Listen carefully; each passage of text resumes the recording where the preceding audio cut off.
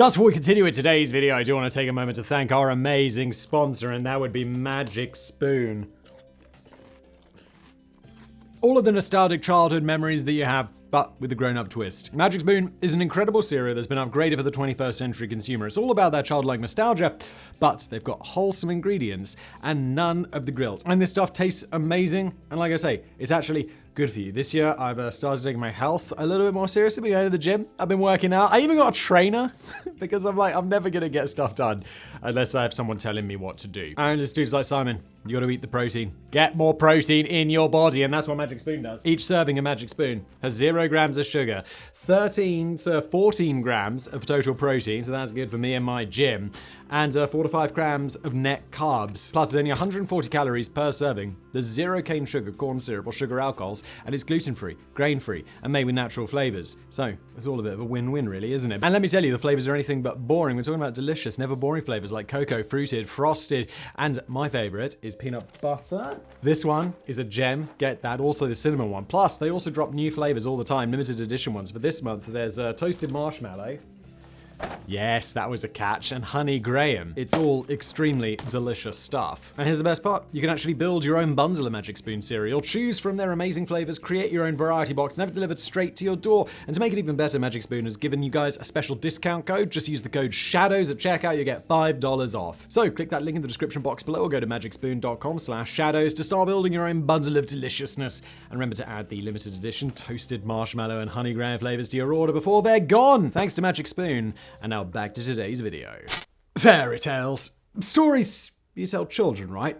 But what actually is a fairy tale? Stories like Cinderella or Snow White are probably the first ones you think of, or maybe the timeless stories of the Brothers Grimm might come to mind. They have enough gore in their version of Little Red Riding Hood to give horror films a run for their money. In fact, when you look back as far as the Middle Ages, you can see that nearly all fairy tales had a much gorier original version when compared to the Disney classics that we all know and love. There is one exception, one that throughout all time has never unadulterated the fact that it tells the story of 130 children dying. To make it all the darker, it just might be true. And that's our focus today. Today we're going to tell you the story of the Pied Piper of Hamelin, or as he is otherwise known, the devil who stole the babes from Hamelin.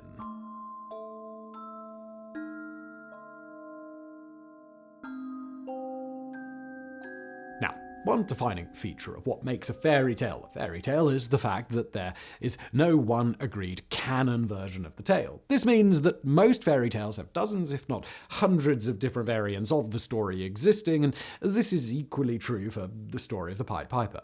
Although, like all fairy tales, there are a few elements of the story that appear in every single version of it. One example is the date of the event. All versions agree that our story happened in 1284, on the day of Saints John and Paul. For anyone not up to date on their early medieval Christian calendar, that means the day was the 26th of June, a Sunday. You're welcome. In the version of the story popularized by the Brothers Grimm, we find out that the town of Hamelin has been plagued by a horde of giant rats. These rats are said to be the size of dogs and spreading plague, tearing babies away from their mothers and ruining the harvest of the town. The people of Hamelin apparently came together and approached their mayor, demanding that something be done about the plague. Fear not, though. Like any competent politician, the mayor knew how to solve the issue. He'd just throw money at it until it went away. Luckily for him, and unluckily for the children of Hamelin, a piper wearing pied clothing, meaning multicolored, was passing through the town. The piper heard of the mayor's strife and approached him, claiming that he'd be able to free Hamelin from its plague of rats. Being a few hundred years before either background checks or CVs, the mayor promptly agreed to pay the piper for chasing the rats out of Hamelin. And this is why, in versions of the story that arise from the mid-17th century onwards, the Pied Piper is also known as the Rat Catcher. This is one of his 3 names, with the last being the devil in pied clothing. Promptly upon being given the promise of payment, the piper is then said to have begun playing a tune. In many versions of the story, it's said that this tune could not be heard by anybody in the town. The rats apparently could hear the tune, though, and they immediately began to follow the piper as he made his way out of the town.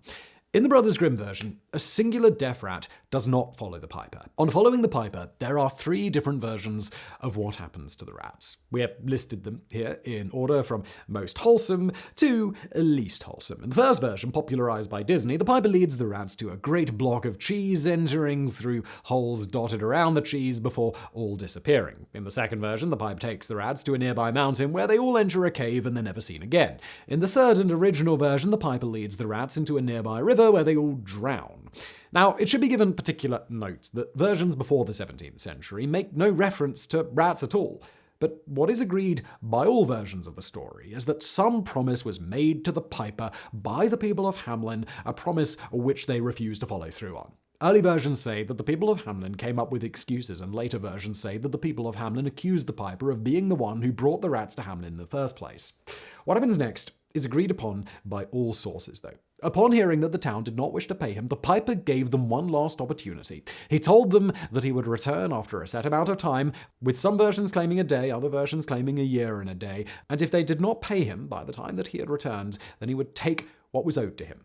In all versions of the story, the piper returns after the set time, always leading him to arrive on Sunday morning on the day of Saints John and Paul, a time when all the adults of town would be in church, but the children would be out playing games. Upon his return, it is said that the piper began to play his tune yet again, and all of the children of the town would follow him up into the mountains. There, he led the children to a mountain, where there was a cave, which he led the obedient flock into.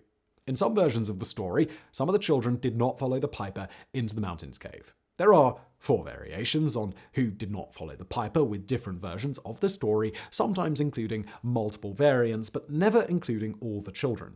The first group of survivors is a pair of children, one deaf and mute, and the second blind. According to this version of the story, these children followed those who were taken by the piper, but for some unknown reason could not enter the cave. The second variation talks about a child who followed the others into the cave, but partway through got chilly, and so returned to the town for his coat.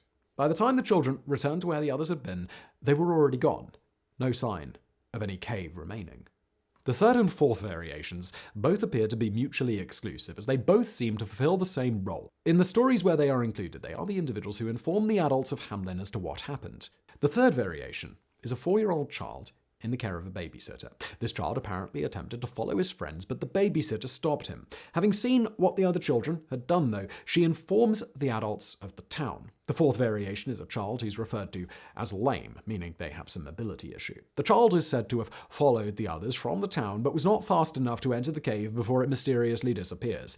In this variant, the child returns to the town and immediately informs the adults. No matter which group of survivors are considered, there is one fact that is present in all versions of the story. There are always 130 children taken from Hamlin, and the mayor's teenage daughter is always one of them. From there, the parents of Hamlin are said to run to the mountain, only to find no trace of their children remaining.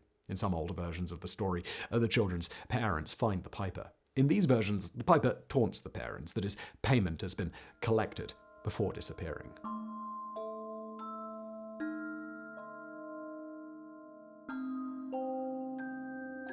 We just told you a story involving a magic flute, a disappearing cave, and a magical man, so you might be wondering why anyone would think that this story was based on any truth. So, we need to look at what a fairy tale is and how they originated in the 16th and 17th centuries. Fairy tales were a method of storytelling, primarily passed through spoken word because most people couldn't read. This is why one common theme among them is a few shared elements of the story with variations in the exact details of what happens, because different bards put different spins on the story. This tends to mean that most fairy tales can trace themselves back to one origin point, which can sometimes be documented in older hard records from the time before the fairy tale was the common medium. Now, this is exactly what we see with the Pied Piper. When historians investigated where this fairy tale may have come from, they first found a record from the mid-15th century called the Lüneburg Manuscript, a record of history written by a monk. It does not appear to include any fictionalized stories and generally just seems to be an attempt to document the known stories of the time around that region in Germany. One section of this manuscript details the taking of 130 children from the town of Hamlin in the year 1284 by a piper. This detail got historians even more interested in finding more about this event, so they started looking deeper into Hamlin itself. Upon arrival, they discovered 3 more things that added to the idea that this fairy tale was a documentation of a dark fact. Firstly, they found an inscription on the town hall dated to around 1500 AD, which read, "In the year 1284, after the birth of Christ, from Hamlin were led 130 children born at this place, led away by a piper into a mountain." The second piece of the puzzle found in Hamlin was a stained glass mural found in a church that had been destroyed and rebuilt in the early 19th century. It was claimed that the mural had been faithfully reconstructed from the original. The mural depicts a Pied Piper playing his tune, with children in the background. The third piece of evidence, one that is often given the most weight, is the original town records of Hamlin. These records began in 1384, exactly 100 years after the stories say the piper struck, and the first line of those records reads, "It has been 100 years since the day our children left." When investigated further, it was discovered that these records appeared to be genuine, standing up to all measures of scientific scrutiny. Considering all of this evidence, most historians have concluded beyond all doubt that something happened in Hamlin in 1284.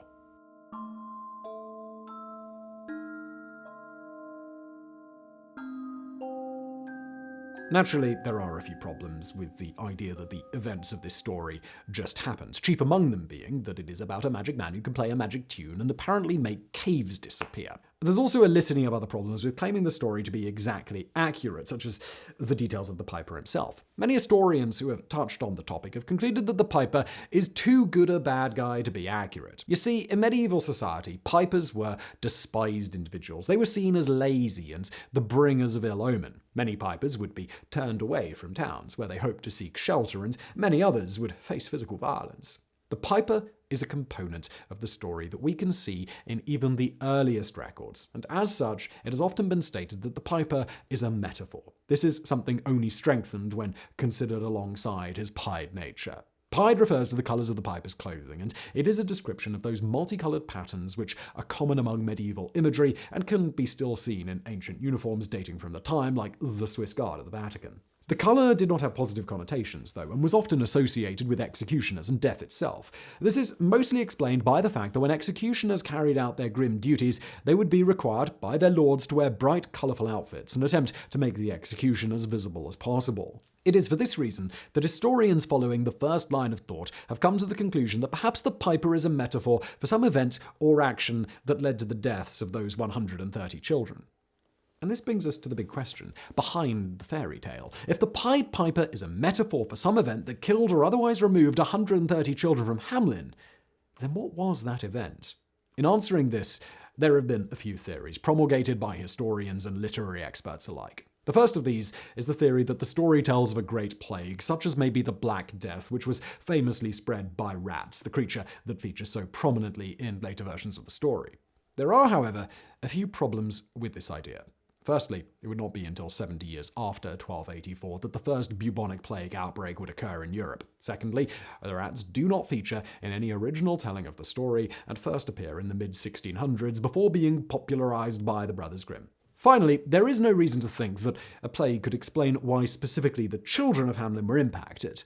The second possible explanation, which has received quite a lot more support among experts, is that the 130 children were taken by the Children's Crusade of 1212. The Children's Crusade was a failed crusade led by Nicholas of Cologne and Stephen of Cloyes in an attempt to establish a kingdom of Jerusalem in the Holy Land. It is claimed that 2 crusading forces were raised from Germany and France and would constitute a total of 30,000 people, primarily children, although it would also be then claimed that almost all of these 30,000 children would be wholesale slaughtered upon reaching the Holy Land. There is one major issue with claiming that the Pied Piper is telling of the Children's Crusade, and that is the date. The crusade is widely documented to have taken place in 1212. This is seen in dozens, if not hundreds, of sources, and most historians agree that sources after 1250 speaking about this crusade can't be trusted. All sources we have that speak about the Piper come far beyond this period, with the earliest being the town records of 1384. This is confounded even further when it is considered that all major tellings of the Pied Piper point to 1284 as the date that the 130 children were taken. This means that even though the Children's Crusade would explain the stories of the children who were left behind, it can mostly be discounted. The third and most persuasive explanation when considering the historical record for what happened is the idea that the story actually speaks of the emigration from Hamlin rather than the loss of 130 children. In the late 13th century, Eastern Germany was going through an economic downturn. Hamelin based its economy of trade on the local river. As this was decreasing, it's highly likely that people left Hamelin. This could provide a good explanation when the traditional naming conventions are understood. At that point in time, if somebody emigrated from a town, then they would be known as a child of that town. That means anybody who emigrated from Hamelin would have been known as a child of Hamelin, which is the exact wording referred to in the town records of 1384. This is further compounded by the records of towns in Transylvania, which seem to document many families appearing in the final 5 years of the 13th century with surnames otherwise associated with Hamelin. This explanation could even explain the reference made to a piper, as pipers were often employed as freelancers to carry out any sort of odd jobs, and one could have been employed by a Transylvanian lord to go and secure residence for a newly constructed town or hamlet. Of all the historical explanations that claim to be the truth of the fairy tale, this one has found the most support among historians and literature experts alike. And that's not to say that there aren't other unexplained facts, though. Firstly, there are dozens of other stories dated to the same period in nearby towns that are virtually identical to the events of the Pied Piper. Most famously is the story of the missing children of Brandenburg, which is virtually identical to the story of the Pied Piper and was also documented for the first time in the mid-1380s. Secondly, there are major issues associated with the addition of rats to the tale. These only arose after the mid-1600s and dominated almost all versions of the tale since then. It has been argued by literary historians that this may mean that there are actually two stories within the Pied Piper tale that may be getting confused. Generally, when a fairy tale can be traced back to a true story, it's not easy to change the entire narrative in such a way as the introduction of the rats to this story did. Ultimately, one thing is clear.